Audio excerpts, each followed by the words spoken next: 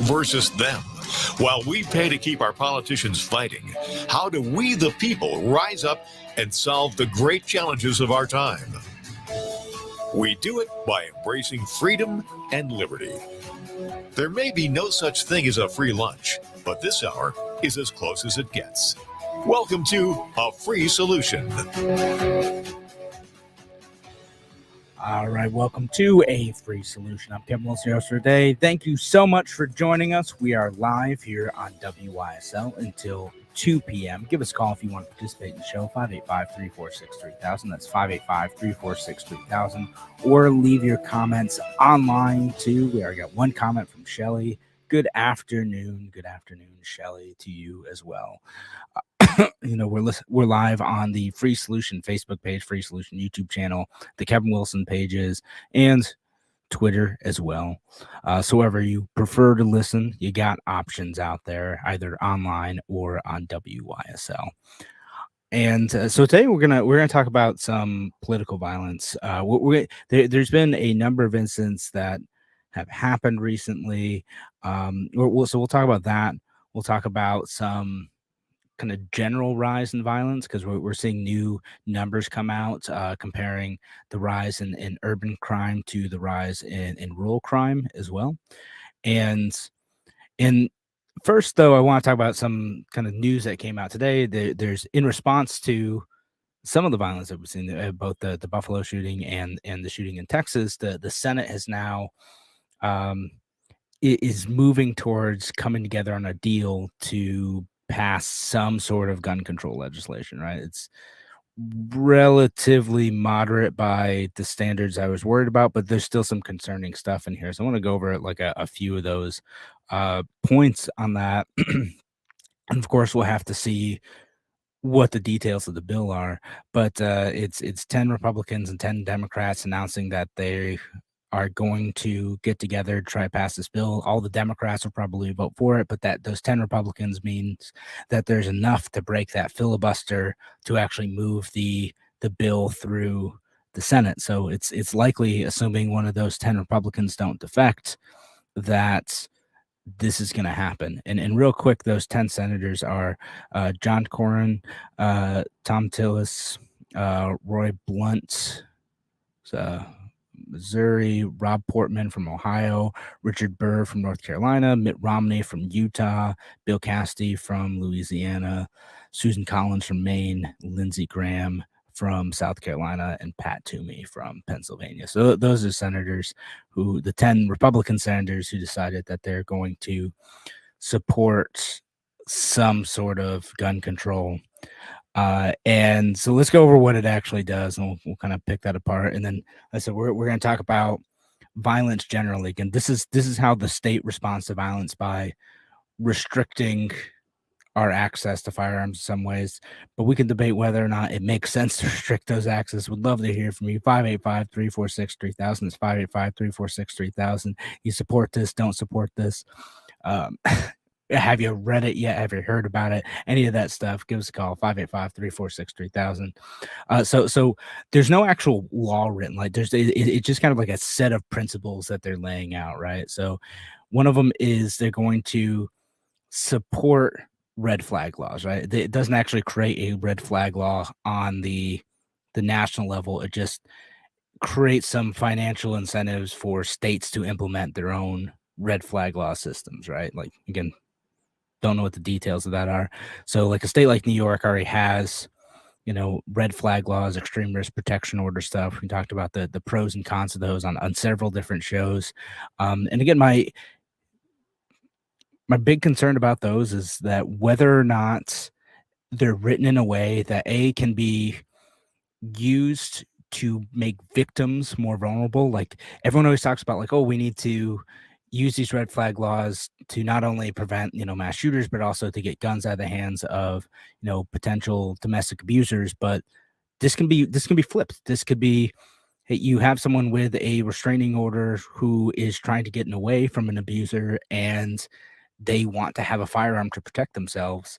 And if the red flag system is abused, could they get their means of self-defense taken away from them? Right? Like, that's any red flag law that we have needs to take into account that that is something that could happen, again, or if you have, some other like person that the left says they care about. And I think on Thursday show we talked about, like, hey, if there's a trans person who is pro 2A who wants to practice their right to self-defense by owning a firearm. They're worried that there are dangerous people out there who want to hurt them. Why shouldn't they be able to have a gun? And why should they have to worry about someone attacking them on their alleged mental health issues and having their guns taken away?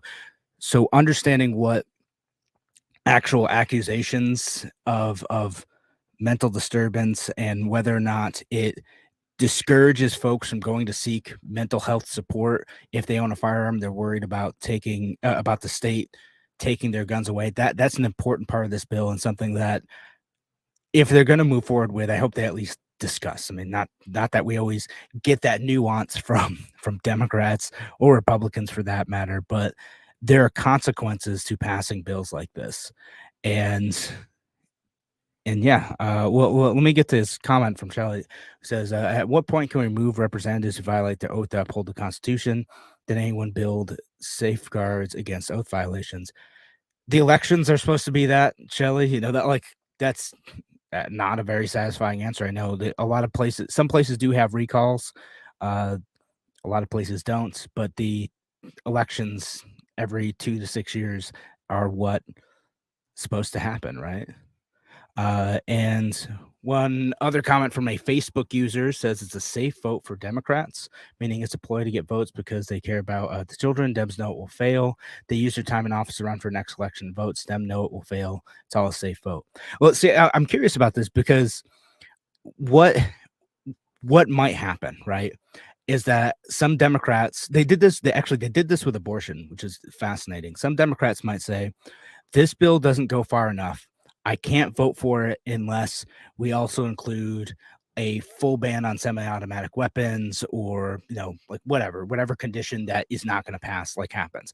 Like, there are enough senators who got together who feel insulated enough from electoral consequences, for better or worse. And there's some pros to that feature of the Senate, but they feel insulated enough from electoral consequences to say, okay, I'm going to support this bill. We're going to come together and get the stuff that they think can get just enough votes to pass, to get some reform passed. Again, not saying I support that. I'm just saying, like, the mechanics of how you get bills through the Senate nowadays, getting a coalition together on partisan dividing lines like this is a challenging thing, right? Again, I don't necessarily support this, and I don't know what's in this, and I have criticisms of a lot of stuff in this bill, but just the mechanics of how do you get this passed is what I'm looking at here. And I think as is, probably a lot of Democrats can vote for it and no one will give them flack. And maybe the far left flank will be like, well, we should have gone further. What the heck, right? The moms demand action type folks will be like, oh, you should have gone further on this. But, like, they can probably vote for this safely. I think it'll probably pass unless you get that group of Democrats who are like, nope, we need to do this. And what they did with the abortion bill, right? So they had this bill that would have kind of codified the Roe ruling, like very, very moderate, like, bill that would have said, okay, at the federal level, we're not going to enact any sort of abortion ban. We're going to say that abortion is legal up till the point of viability of the fetus, was essentially reaffirming, like, the Roe and the Casey decision, right? And the Democrats wouldn't support it because they didn't think it went far enough. They're like, no, we need to be, like, aggressively pro-choice and make it harder for states to, limit abortion access. And even though they probably could have pulled together the votes to get something passed through the Senate, because they wanted to run on that fundraising side, they didn't get it through.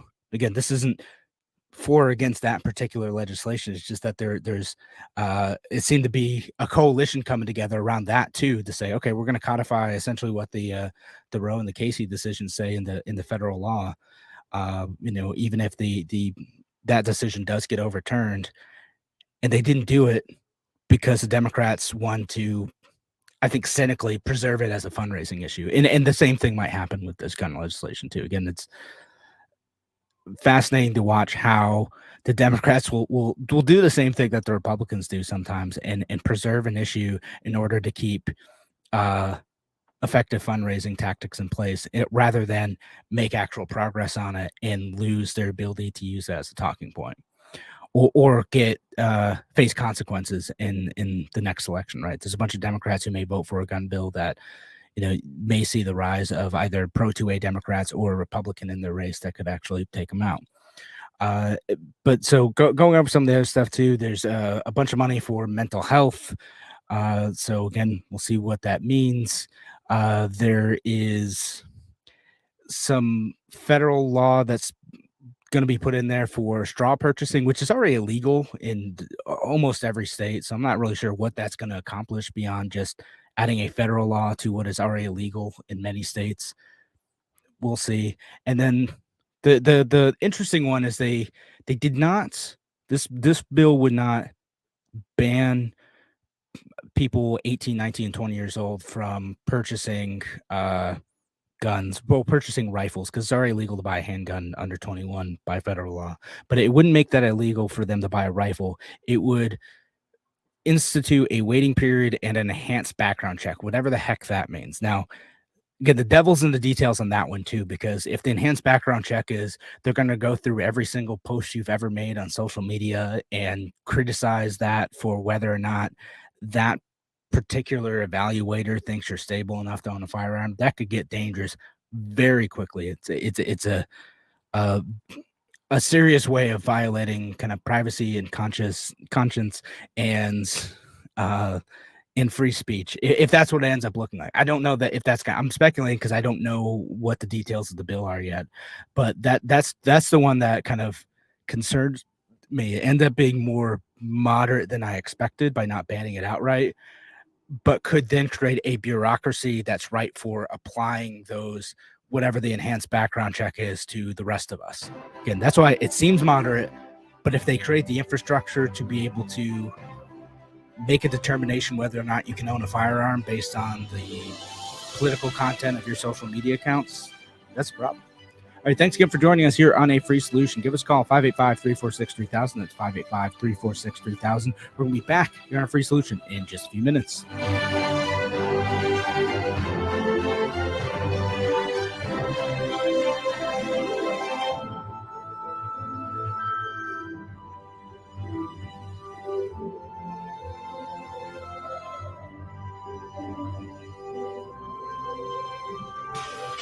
Your business relies on computers and technology to operate. Slow, unreliable networks and servers can cause unplanned downtime and affect your bottom line. The experts at Simple Tech Innovations are here to help. Their preventative maintenance program ensures that your computers and network are kept up to date and monitored for any issues, keeping your business running smoothly. They also help clients achieve HIPAA, PCI, and New York State cybersecurity compliance to keep your network safe and secure. Whatever your business IT needs are, Simple Tech Innovations should be your first call. They've won the Best in Rochester 8 years in a row and have an A+ Better Business Bureau rating. Call them today for a free consultation at 585-200-3182. That's 585-200-3182. Simple Tech Innovations. Hey, this is Kevin Wilson, host of A Free Solution. You ever needed a tool for just one project, but didn't want to spend the cash for something you'd use just once or twice? Well, there's a new tool library in Rochester where you can borrow just the thing you need instead of buying a new one. It's called the Tool Shed from the Southeast Area Coalition, and membership starts at just $25 a year. Use it for home projects or to support your business. Learn more and become a member at seektoolshed.org. That's SEAC toolshed.org. As a veteran of the United States military, I can finally get the opportunity to enjoy special events, things that we couldn't afford, thanks to VetTix. Every empty seat at a concert, a game, or a play is a missed opportunity to say thanks to a veteran and service member. We can give our veterans a special event where they too can create their own cherished memories. Visit vettix.org. Find out how you can make a difference in a veteran's life. Only Only available in the WISL store at WISL1040.com. Official top quality tees, hoodies, and coffee mugs depicting the colorful WISL logo or the already famous Mount Worstmore line of merch depicting Mount Rushmore style are for worst presidents. Of course, you know who is front and center up on that mountain. WISL official items make perfect gifts, or they're a great way for you to make a personal statement. Locally produced and sold only in the WISL store at WISL1040.com. A free solution on the WYSL stations. Welcome back to A Free Solution. I'm Kevin Wilson, your host today. Thanks again for joining us. Again, we're here live on WYSL until 2 p.m. Give us a call if you want to participate in the show, 585-346-3000. It's 585-346-3000. Or leave your comments online. Got a few folks in there leaving comments. Logicon, hey, Logic on YouTube. Thanks for listening today. And, so we're talking about that gun bill. I mentioned kind of the big features of this. The enhanced background check is the one I'm probably going to watch most closely.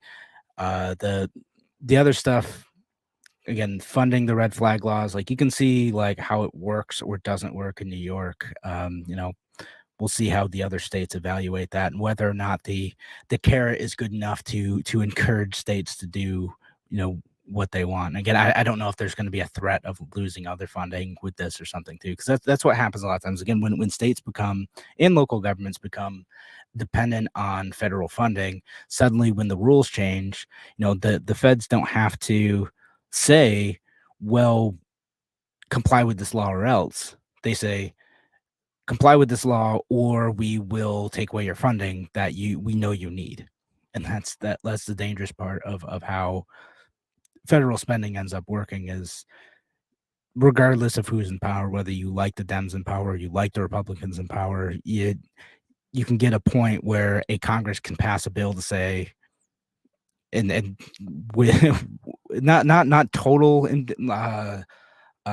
power to do this, to impose their will on others, but some power within relevant funding streams to say, comply with us or else you lose your funding. And this is what happened with lowering the drinking age, actually, from 21 or from 8 or increasing the drinking age, from 18 to 21 is in part a push to deprive states of highway funds in order to encourage them to raise the drinking age from 18 to 21. And you'll see similar mechanisms happening here to get them to comply with whatever gun control measures end up coming out of this bipartisan agreement. Right.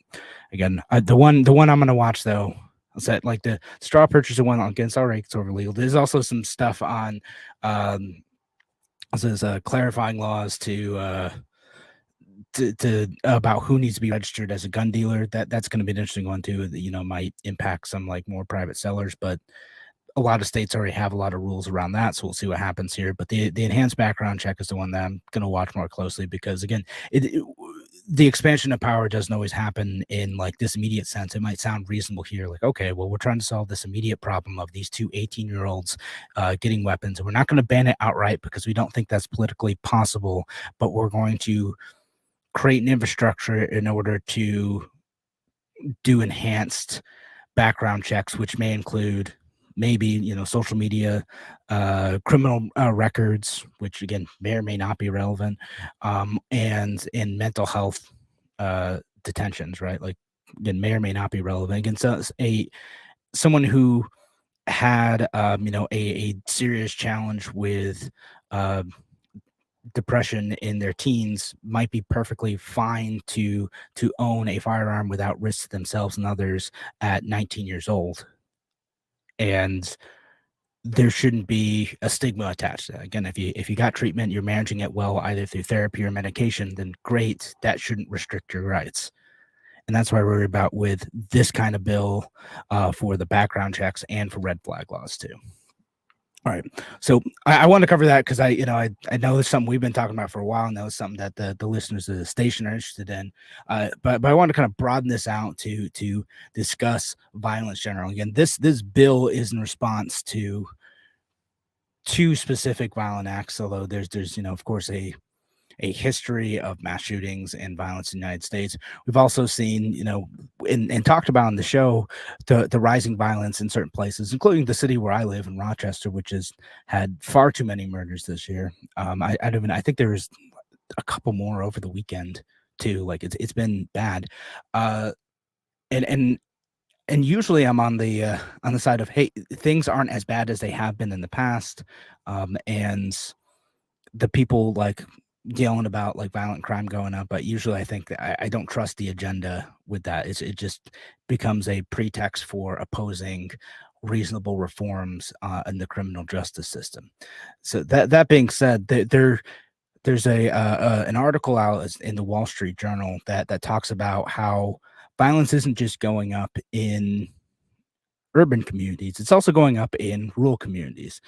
And, I do want to point that this is something that Larry Sharpe has talked about quite a bit too. Like in violence going up in our country is not a problem exclusive to our cities. It's not exclusive to Democrat run communities. It's a problem that is going on everywhere. And I brought up the Larry Sharpe thing because he talks about people being isolated, people being hopeless, people being, anxious that they don't know what's going to happen with their future.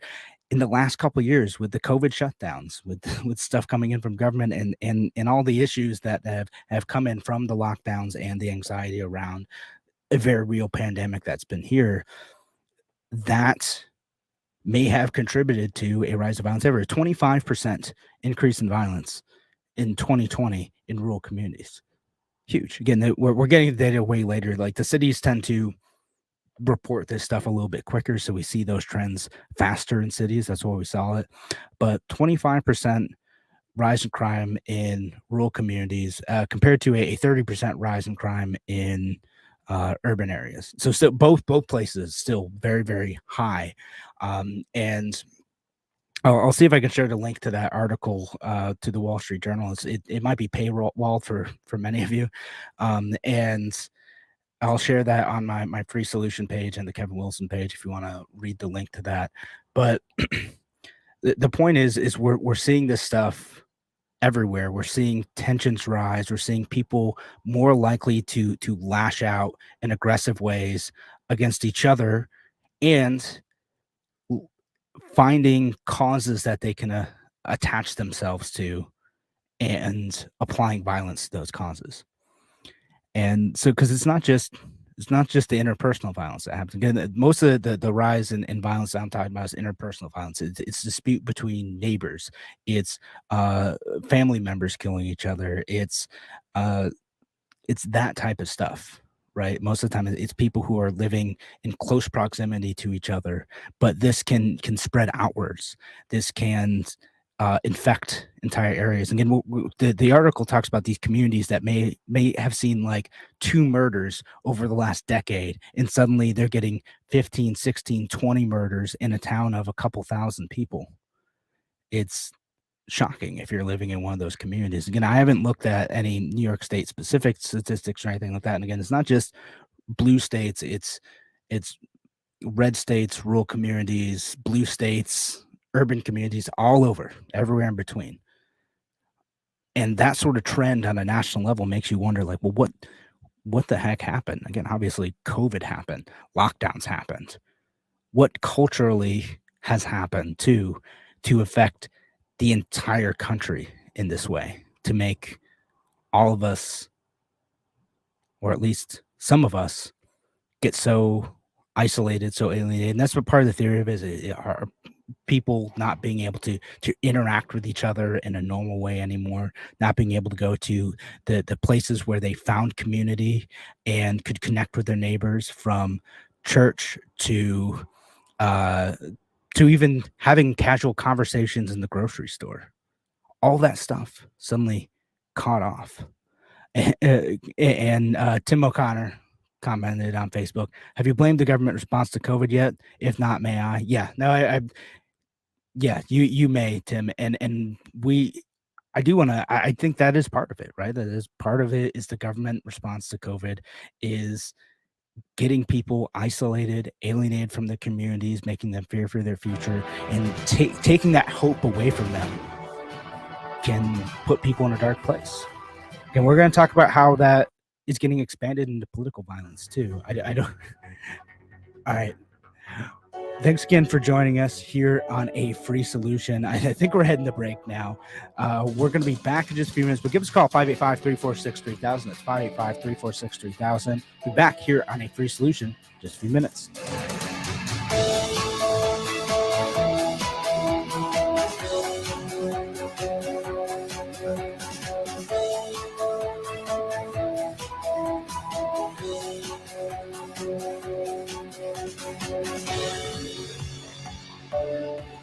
Celebrating 35 years. WYSL. AM 1040 Avon Rochester, FM 92.1 Rochester, and FM 95.5 Spencerport. Here's the latest forecast from the Newshead NBC Weather Center for tonight. See a couple of clouds roll through, but it should be a pretty pleasant night ahead. Temperatures will drop into the 50s, low 60s on Tuesday. Another beautiful day. Pleasantly cool, low humidity, 70s to near 80. Wonderful weather on Wednesday. We'll start to heat it up. Could be some showers or a storm early. Warm front moves through. We'll be well into the 80s. More humid Wednesday afternoon. I'm Rich Cornelia, WYSL. There are summertime on- and off-road adventures waiting for you at Victor Chrysler Dodge Jeep Ram Anthony Drive off Route 96 in Victor. Enjoy the freedom and sunshine in one of America's favorite four-wheel drive vehicles, like the 22 Jeep Grand Cherokee WK Laredo 4x4, just $399 a month for 36 months. Must be returning lessee. The 2022 Ram 1500 Classic Warlock Crew Cab 4x4 pickup is just $299 a month for 36 months. Must be a Conquest lessee. The 22 Jeep Compass Latitude 4x4 is just $299 a month for 36 months. Must have Conquest or be returning lessee. And the 22 Jeep Wrangler Sport Sahara 4x4 convertible is just $399 a month for 42 months. $2,500 cash or trade, $3,500 for Grand Cherokee, first payment, DMV, taxes and fees due at signing. Other conditions may apply. See dealer for details. We're here to fully serve Chrysler, Dodge, Jeep, and Ram customers in Victor, Canandaigua, Assabet, Fairport, and throughout the Metro and Finger Lakes. Victor Chrysler Dodge Jeep Ram, 6560 Anthony Drive in Victor. Your business relies on computers and technology to operate. Slow, unreliable networks and servers can cause unplanned downtime and affect your bottom line. The experts at Simple Tech Innovations are here to help. Their preventative maintenance program ensures that your computers and network are kept up to date and monitored for any issues, keeping your business running smoothly. They also help clients achieve HIPAA, PCI, and New York State cybersecurity compliance to keep your network safe and secure. Whatever your business IT needs are, Simple Tech Innovation should be your first call. They've won the best in Rochester 8 years in a row and have an A+ Better Business Bureau rating. Call them today for a free consultation at 585-200-3182. That's 585-200-3182. Simple Tech Innovations. Yes, it's Turnbull tune-up time for your air conditioning system. Whether you have an attic system, a ductless wall mount system, or even a conventional central air conditioning unit attached to your furnace, call Turnbull today to schedule your appointment to save energy and money. If you need a new system, Turnbull can provide a free estimate to meet your comfort needs and budget. Call Turnbull today, 343-2005. So be comfortable with the best. Turnbull Heating and Air. In Avon and Livingston County, call 226-6180. Cobblestone Capital Advisors, LLC, offers comprehensive financial management services throughout Western New York and nationwide. Cobblestone's an active supporter of numerous local organizations, including Mary Cariola Children's Center, Wilmot Cancer Center, Holy Childhood, Rochester Child First Network, and Golisano Children's Hospital. Since 1986, Cobblestone Capital Advisors has been building strong foundations for both its clients and its community. Cobblestone Capital Advisors, focused on one goal, yours. Flower City Collision in Henrietta is your hometown body shop, trusted by numerous corporate fleets and properly insured and registered in New York. Flower City Collision specializes in working with insurance companies on your behalf. Having built a culture where they respect the customer and their employees as well, Flower City Collision has assembled the best collision team in the Rochester area. If you need repair, reach out to Zach at Flower City Collision in Henrietta, and he will work with your national insurance company on your local behalf to ensure you get the repair you need done right. When you're looking for a job that has meaning, one that makes a difference, then the Mary Cariola Center wants to hear from you. The Mary Cariola Center helps children and young adults with developmental disabilities and complex medical needs. They're now hiring teachers, teaching assistants, aides, and more. You get competitive wages, good benefits, and the opportunity to grow a career filled with challenges and rewards. Apply today at marycariola.org. Click on employment. That's Mary, CARIOLA.org. Livingston County Pizza Company and Gluten Free Bakery has a great deal on Tuesdays. A large 4-topping pizza for $18, regular or gluten-free. Call 226-9575. Open Tuesday through Sunday. Livingston County Pizza Company and Gluten Free Bakery in Avon. Avon Gun and Hunting Supply, a locally owned and operated gun shop specializing in pre-owned firearms and repairs. Get your rifle, shotgun, or pistol serviced and tuned before you take it to the field. Open Tuesday through Saturday. Avon Gun and Hunting Supply, East Main Street, next to the Bank of Castile. A free solution on the WYSL stations. Welcome back to A Free Solution. I'm Kevin Wilson, your host for today. Thanks again for joining us. Again, we're live here on WYSL until 2 p.m. Give us a call if you want to participate in the show. 585-346-3000. That's 585-346-3000. And we talked about the gun bill in the Senate and talked about the rise in violence generally. Again, I linked to that article from the Wall Street Journal if you want to check it out, that talks about like the rise in crime, not just in urban areas, but in rural areas as well. So it's not just the blue cities where we're seeing this happen. It's all over the place. And so some of that violence is getting transferred to the political realm. You know, we've seen a few incidents happen recently, and this isn't isolated to the right, left, wherever. There's of course the shooting in Buffalo. That shooter was motivated by white nationalism, replacement theory stuff. All that motivated him to go to a grocery store in Buffalo and kill people. And there's also other stuff that's happened too in Buffalo specifically, actually. So there's a Compass Care facility, which, if you don't know what it is, they kind of do pregnancy care for folks, and I'm oversimplifying what they do. They're but a pro-life organization, and they were firebombed, or at least someone came in, broke some glass, and tried to set their office on, or did set their office on fire. They also, I guess, wrote Jane was here, which is referring to their press release says it's referring to an organization called Jane's Revenge. I don't know much about that, but they're obviously, again, they're providing medical services in the city. I know they're a controversial organization with some folks, but they are providing medical services, and is a different level to take an organization like this and firebomb them and set their offices on fire and limit their ability to care for folks in a community. That's much different than criticizing, their mission of, being pro-life, right? Like, if that's your position, right? Like that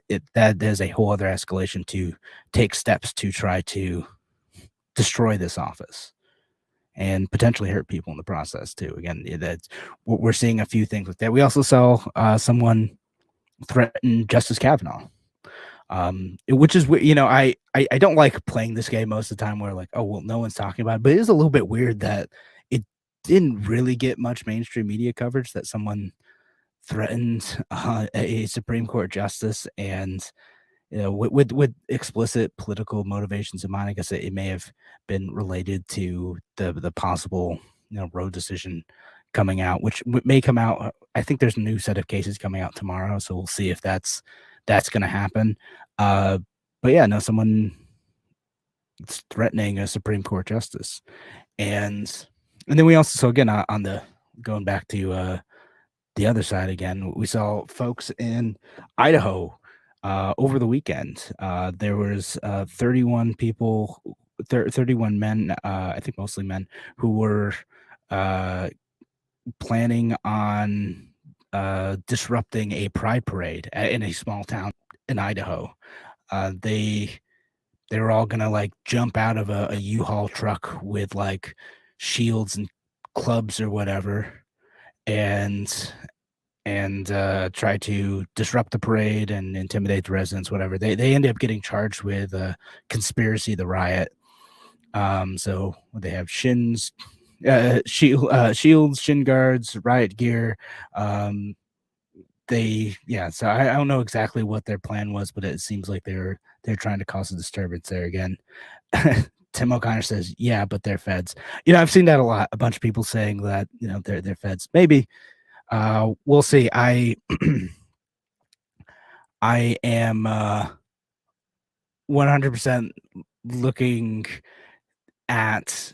I want to look at the court cases when these come out, where to see who actually gets charged, see who goes to jail, and see who was encouraged by the FBI to do this. Like when it comes out, a year from now, where it's like, well, actually, this one person was an FBI plant, and they were the ones, making the most noise about why they should be doing this.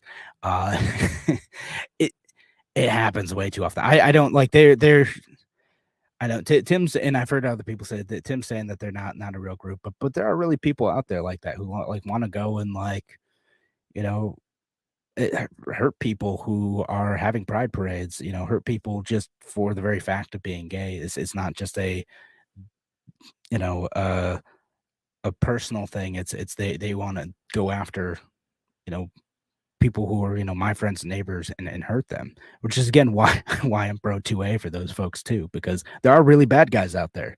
There really are bad folks who will hurt someone for, them for people who just are gay and living their lives, not actually hurting anyone. And yeah, no, I said so I know Tim's going on about conspiracy stuff, and okay, I'm not gonna put on my tinfoil hat, because mostly I think that stuff is nonsense. There really are bad folks out there who want to hurt people, but I think that the more likely explanation is that a bunch of morons and losers who think that their skin color makes them special, got together and decided that they were going to take action because of some of the factors I saw. They're desperate. They feel like they don't have any hope anymore, and this gives them something to attach themselves to. Right? Again, this is how some folks end up thinking. Like, well, I may be a loser in my own life, but at least I have white skin. It's so pathetic when you hear that type of stuff. You think you're better than someone because of what your phenotype is. It's ridiculous. But there are those folks out there who would do that, or they either whether they're white nationalists or whether they're anti-gay or whatever it is, right? Like whatever they think makes them better, whatever crusade they have to attach themselves to. There are folks who are willing to use violence against otherwise peaceful people, and we see that again, left and right. We talked about some of the left-wing violence on this show, and this isn't something that is totally unheard of in American history too. If you look back at the 1970s, I was reading about this. There's like 50 to 60 bombings a year in the 70s. There's folks like the Weather Underground and on like the left side, and then there's like the Klan on the right. Like it was, and again that people don't always pay attention to what happened with the right-wing violence in the 60s and 70s, but there was a lot of that. There was a lot of bombings, fire bombings, other explosive devices and shootings that were going on from the pro-segregation side who were trying to go after people like Martin Luther King. And it was a real violent period in our history that things felt like they were spiraling out of control for many people. And because of the situations, either the racial situations, the war, the economic situations, whatever it was that drove people to violence, it didn't get there overnight. It took a while to get there. But over time, people started to bring themselves to the point of where they could carry out an act of violence to further, at least in their mind, further whatever their ideology was, whether that be segregation or anti-war or tearing down capitalism, whatever it is, they got themselves to the point where they could justify violence to do that. We're not quite there yet in the United States. These instances are isolated in most cases. They're not happening all that frequently. It's still shocking when that happens. I guess in the 70s, it got to the point where a lot of people were like, oh yeah, another one. like it started to blend in with the news. We're not there yet. It is still shocking. It is still out of the ordinary. We live in an unusually peaceful time in history, and I'm still not quite wrong when I said, like we have still relatively low crime, but the warning flags are starting to pop up.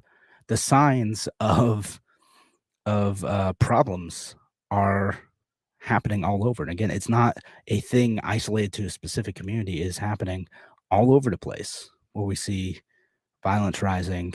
And so we get to a point then, and if we're seeing this problem on a nationwide level, and of course there are problems specific to communities that need to be addressed, but if we're seeing this problem all over, the next question is, well, how can we do something about it?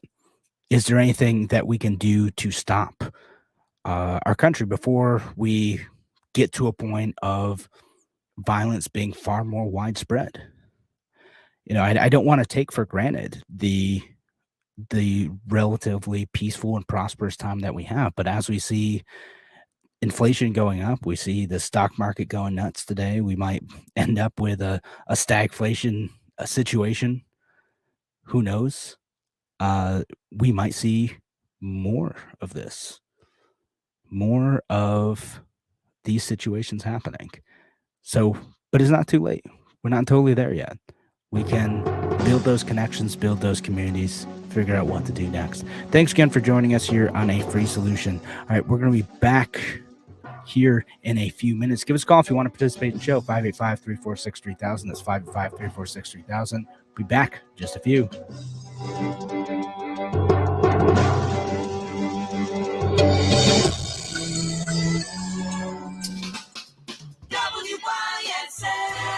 The WYSL store is now open. With nicer weather, your car needs an official Voice of Liberty bumper sticker. There's a great selection to help you show your love of God, the Constitution, and free and safe schools. Here are just a few available. Shut Up, Fauci, Kathy Hochul, Save America, Support the Second Amendment, Scam Alert, January 6th, God, Please Help Us, Close the Mexican Border, Save America, Stop Voting for Democrats. And there are gas pump stickers reading, Democrats did this. These are standard weather-resistant bumper stickers guaranteed to get you horn honks and thumbs up in traffic. Choose from other locally made WYSL Voice of Liberty merch too, like tees, hoodies, drinkware, and more. Perfect gifts for any Liberty lover. Check out the exclusive WYSL Mount Worstmore shirts, hoodies, and coffee mugs depicting our 4 worst presidents. Guess who's front and center? Shop the WYSL store at WYSL1040.com. Why do businesses choose to move their website from Wix and Squarespace to SimpleTech Innovations? Maybe it's their excellent customer service or attention to detail. Maybe it's their ability to give a truly customized solution. Or perhaps they just like the fact that SimpleTech is a local small business that builds great relationships with its clients. Whatever the reason may be, you can rest assured knowing that the local team at SimpleTech has your best interest in mind when building or updating your website. They're hands-on and love helping customers achieve their goals. But don't take my word for it. They've won the best in Rochester 8 years in a row and have an A+ Better Business Bureau rating. If your website doesn't match your dreams or isn't achieving your goals, give the professionals at SimpleTech Innovations a call today for a consultation at 585-200-3182. That's 585-200-3182. SimpleTech Innovations. Hey, this is Kevin Wilson, host of A Free Solution. You ever needed a tool for just one project, but didn't want to spend the cash for something you'd use just once or twice? Well, there's a new tool library in Rochester where you can borrow just the thing you need instead of buying a new one. It's called the Tool Shed from the Southeast Area Coalition, and membership starts at just $25 a year. Use it for home projects or to support your business. Learn more and become a member at seektoolshed.org. That's SEAC toolshed.org. A free solution on the WYSL stations. Welcome back to A Free Solution. I'm Kevin Wilson, your host for today. Thanks again for joining us live here on WYSL until 2 p.m. Give us a call, 585-346-3000. That's 585-346-3000. If you want to participate in the show, of course, you can leave your comments online as well.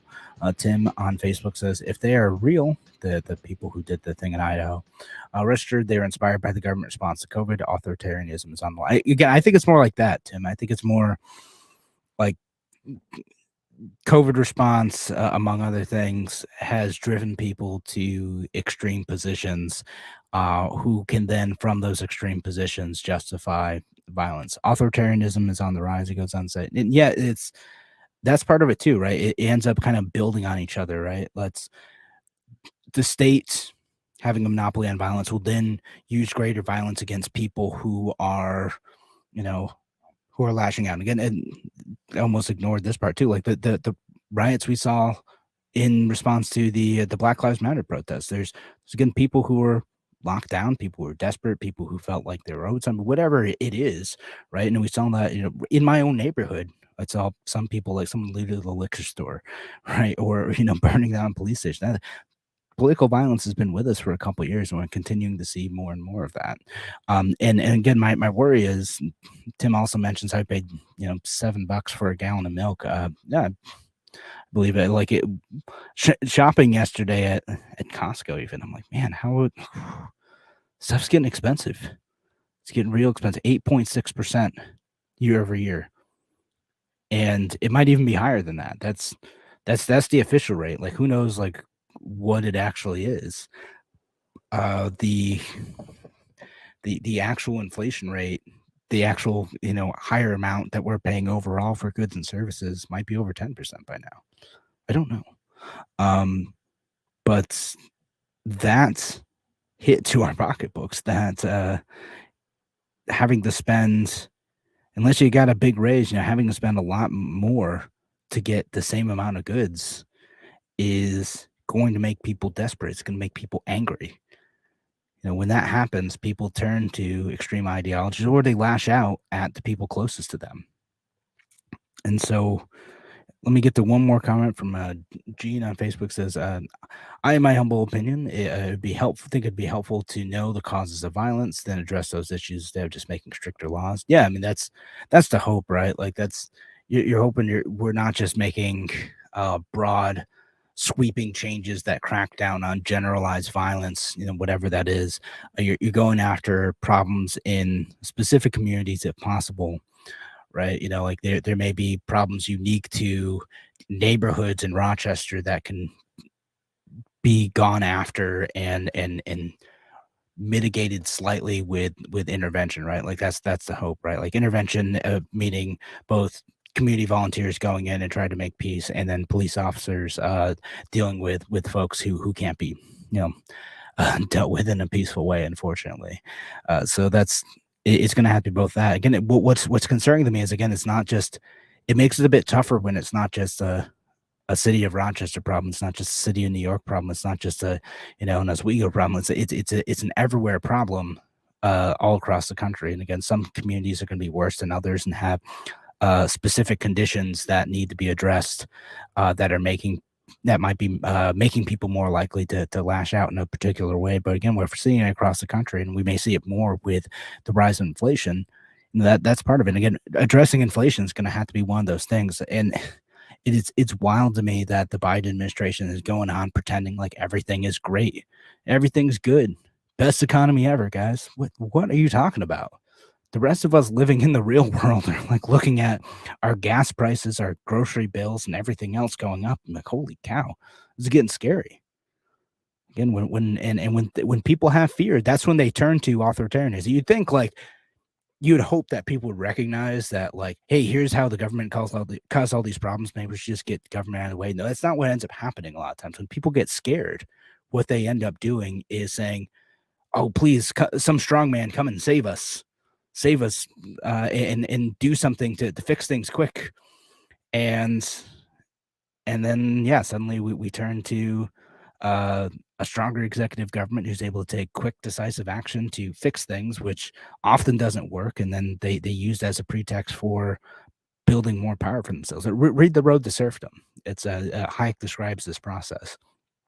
When the government creates conditions that they themselves can't solve, when they promise to solve problems that they're incapable of solving outside the market, it ends up leading to the rise of strongmen. It happens so many times. And so the things that we need to think about too is, again, how can we, outside of using the state to either fully crack down on violence, right? Again, you need to stop people from hurting each other to the best extent possible, right? But there are trade-offs in terms of liberties and rights that we have, where you can create conditions that are untenable or exacerbate the situation by coming down too hard. And I know that's what some folks have called in and said before, but no, that's going to have other consequences. It has other consequences for communities who already live under some of those conditions. And then but something does need to be done, right, before we get to the brink. Again, part of that could be, besides the spending policies, it could be how do we inspire hope among people when we create economic conditions in which opportunity abounds, rather than getting so bogged down in trying to do absolutely anything that it's almost impossible to start a business in many areas, especially if you need a brick and mortar business. A little bit easier in the digital realm, but a brick and mortar business, like it is so difficult in some of these cities to succeed. And what's interesting is I'm seeing, like, not just libertarians talk about this stuff and conservatives talk about this stuff. I'm starting to see, like, people on the left side I'll talk about that stuff too. Like, man, why should it take like 6 years to build an apartment building? Why should it take like 3 years to start a business in a storefront that already exists? And I'm just pulling these numbers out of nowhere, but there are stories of things that happen where it takes forever to get permission to get started, or the local government creates conditions under which it's impossible to. When you do that, people end up giving up. The cost for getting involved becomes too high. And instead of being able to start a business, to thrive, to embrace entrepreneurship and creating these opportunities for people who might get shut out of the system, we end up doing what? Oftentimes leaving them dependent upon the state, hopeless, desperate. And when people are in those conditions, guess what? They turn to radical groups, they turn to extremists, they turn to violence, or they lash out at themselves. That's where we get the rise in mental health problems in this country. Again, we've seen a lot of that over the last couple of years. A lot of people turn inward, and we end up with folks who are dying of deaths of despair, from alcohol to opioids to suicide in other ways. And that's all part of the same issue. It's all part of that lack of hope that we see. So again, how do we do that? It's building that community. It's the hard part of getting out to know our neighbors, to become less isolated, to especially as these COVID restrictions melt away, or get fought away, however you want to phrase it. We need to rebuild those connections in the community, reach out to the folks who are isolated and alienated, and then create opportunities for people to be able to succeed. Again, there's so much bureaucracy, so many regulations, so much stuff in the way of people being able to make opportunities for themselves. There are companies who are still hiring, but we may need to have a lot more of that, especially if we're looking down the barrel of a recession here, which we might be. Who knows? Maybe it's fine. Maybe it all turns out great and Biden's right and we have the best economy ever. But geez, color me skeptical on that one. I don't know what's going to happen over the next few months with everything. So when those conditions happen, when opportunities in big firms fall, how do we create the space for people to be able to succeed on their own? That's the thing I'm looking for. Again, folks like Larry talk about this a lot, and I appreciate that. It's creating that hope. That's what pulls people back from the brink. That's what makes people want to stay in New York. That's what makes people thrive and succeed in our communities where we've been beaten up so much over the last, however many years in New York State. We can do better. It's possible. And hopefully we're at the point where people want to change at all levels. Thanks again for joining us here on Free Solution. Appreciate y'all being here. Larry Sharpe will be in tomorrow. I will be back in on Wednesday. Have a wonderful week, folks. Take care.